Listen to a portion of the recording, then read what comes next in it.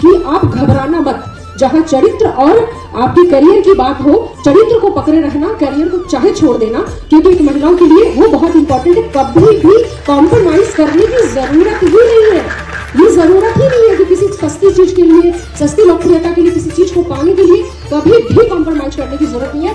आप काली हो, आप शक्ति हो, आप वो हो जो पुरुष आप पे इल्जाम लगाते हैं। आपका घर ही उस पुरुष को जन्म दिया है, 9 महीने पेट में रख के। इस बात को नहीं भूलना है। उस पुरुष को आपने जन्म दिया है, तो उन्हें मानसिकता बदलनी पड़ेगी। महिलाएं उभर के आएंगी, रिजर्वेशन के बाद भी आई हैं, मिलेगा तो और आएंगी। और जैसे अपने परिवार को चलाती है, वैसे वो राजनीति को चलाएंगी, देश को चलाएंगी। बहुत सारे लोगों ने इसको किया, इंदिरा गांधी और तमाम लोगों ने, तो वो बिल्कुल जन्म लेती रहेंगी, कभी गांधी मरेंगी नहीं।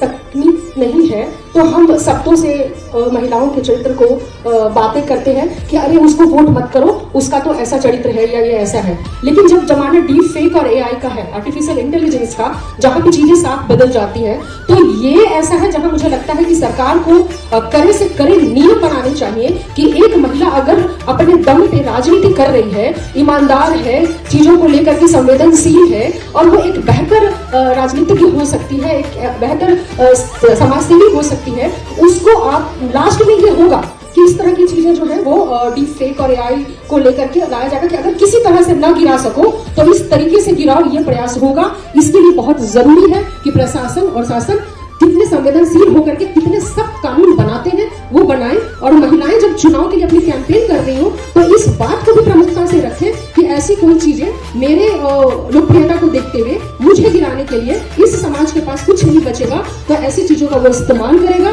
लेकिन आपको मीडिया होकर के अपनी बातें समाज के सामने रखनी है कि आप तैयार रहो कि ऐसा हो सकता है। पहले से अपने गांव वालों से जब आप संवाद करते हो, चुनाव के दौरान अलग अलग जगह पे, बस्तियों में, गाँव में, टोले मोहल्लों में जब आप संवाद करते हो, तो उस संवाद में इन चीजों को पहले से इंक्लूड करके बता के रखना चाहिए कि ऐसा हो सकता है। क्योंकि आप जब चुनाव में होते हो तो आपको पता ही नहीं चलता है कि क्या चल रहा है, आपको नहीं पता होता है कि क्या चल रहा है। जैसे अभी मैं लोकसभा का चुनाव लड़ रही थी, शिवहर लोकसभा से, तो जब मैं चुनाव लड़ रही थी और मुझे लगता है कि अच्छी लड़ाई रही, जहाँ पे हार की मार्जिन बहुत ज्यादा होती थी, बहुत मिनिमम वोट से मैं हारी, और मुझे पता ही नहीं, एक जगह एक पतली सी गली थी और वहाँ की महिलाएं मुझे देखना चाहती थी कि रितु जायसवाल जी से मिलना है, पंचायत के समय से हम उनको फॉलो कर रहे हैं, बहुत अच्छा काम किया है उन्होंने, तो हमें उनसे मिलना है। और अंदर रास्ते में कि समय कम होता है, बहुत कम वक्त में बहुत क्षेत्र को मैनेज करना होता है, तो मैंने कहा गाड़ी से तो संभव नहीं होगा और पैदल भी बहुत टाइम लगेगा, तो मैं किसी की बाइक पे पीछे बैठ गई। मैंने साड़ी पहनी हुई है, सर पे पल्लू है, चेहरा बिल्कुल टर्न ब्लैक हो चुका है, और हम बस गए और महिलाओं से मिलते हुए उनके फूल माला और प्रेम को लेते हुए वापस आ गए। और पीछे से सोशल मीडिया पे बुलेट पे जीजा करके गाना है वो चलाया जा रहा है। मतलब सोचो, कुछ भी नहीं है, आप बिल्कुल साधारण तरीके से साड़ी पहनते हो तो लोगों को वक्त नहीं लगा। तो अगर मजबूत महिला है, आपको गिराने के लिए वो किसी भी लेवल तक जा सकते हैं। पर मैं महिलाएं जो उपस्थित हैं उनसे यही कहना चाहती हूँ कि आप घबराना मत। जहाँ चरित्र और आपके करियर की बात हो, चरित्र को पकड़े रहना, करियर को चाहे छोड़ देना, क्योंकि एक महिलाओं के लिए वो बहुत इंपॉर्टेंट है। कभी भी कॉम्प्रोमाइज करने की जरूरत ही नहीं है। ये जरूरत ही नहीं है कि किसी सस्ती चीज के लिए, सस्ती लोकप्रियता के लिए, किसी चीज को पाने के लिए कभी भी कॉम्प्रोमाइज करने की जरूरत नहीं है।